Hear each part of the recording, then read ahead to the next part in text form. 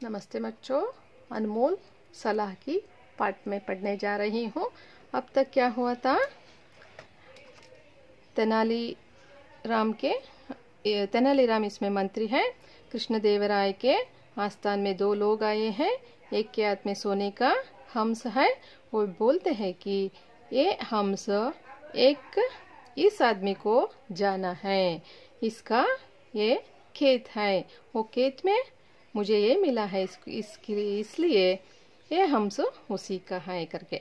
लेकिन ये बोलता है कि मैंने इस खेत को उसको दे दिया है दान में, इसलिए उसमें जो भी दिया जाता है, जो भी मिला जाता है, वो उसी को रखना है, मुझे नहीं चाहिए करके ये बोलते हैं।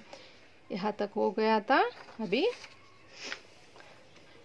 क्या हुआ? पहला आदमी बोला, लेकिन महाराज वो जमीन तो इसकी है, इसलिए इस हंस पर इसका ही अधिकार है। दोनों अपनी अपनी बात पर डटे रहे। उन दोनों की बातें सुनकर महाराज भी सोच में पड़ गए और न्याय करे तो क्या? महाराज ने सभी दरबारियों से पूछा। एक दरबारी खड़ा होकर बोला, महाराज मेरे विचार आप हंस को 2 बराबर हिस्सों में बांटकर दोनों को आधा आधा दे दीजिए।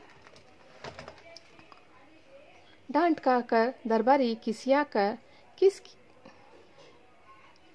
कर नीचे बैठ गया। अब दूसरा दरबारी खड़ा होकर बोला, महाराज आप इस सोने के हंस को राज्य के खजाने में जमा कर लीजिए, क्योंकि जमीन के अंदर से निकली गई हर चीज राज्य का अधिकार होता है। इस तरह सभी दरबारियों ने एक एक करके अपने विचार प्रकट किए, लेकिन महाराज को किसी की सलाह ठीक नहीं लगी। अब तेनालीराम की बारी थी। महाराज का इशारा पाकर तेनालीराम खड़े हुए और बोले, महाराज मेरा निवेदन है कि आप नगर के सुनार को बुलाकर उससे इस हंस की कीमत पूछिए और फिर आप ही इसे खरीद लीजिए। इससे जो भी पैसे मिले उन पैसों से आप इन दोनों के नाम पर सोने का हंस नामक बाग का निर्माण कराइए, जिससे इन दोनों की दोस्ती हमेशा के लिए अमर हो जाएगी।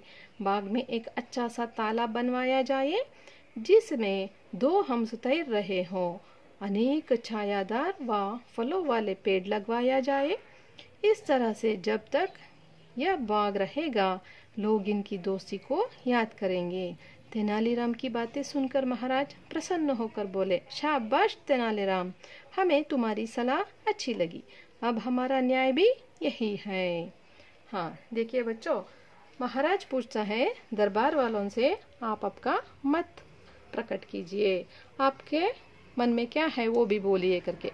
पहला आदमी उठता है, बोलता है, वह जमीन तो इसकी है, इसलिए हम उस पर इसका अधिकार है। और दोनों अपनी बात पर डटे रहते हैं। तभी एक आदमी बोलता है, एक दरबारी लोग बोलता है, आप इस स्वान को ऑफ करिए और आपको इसको दीजिए और आपको उसको दीजिए करके। सब लोग उसको डांटते हैं, वो नाराज होकर बैठ जाता है।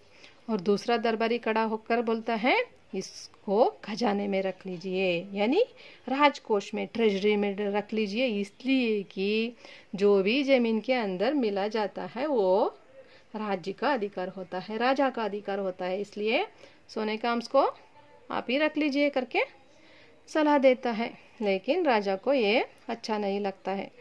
ऐसे ही सभी दरबारी लोग एक एक करके कुछ ना कुछ बोलते रहते हैं।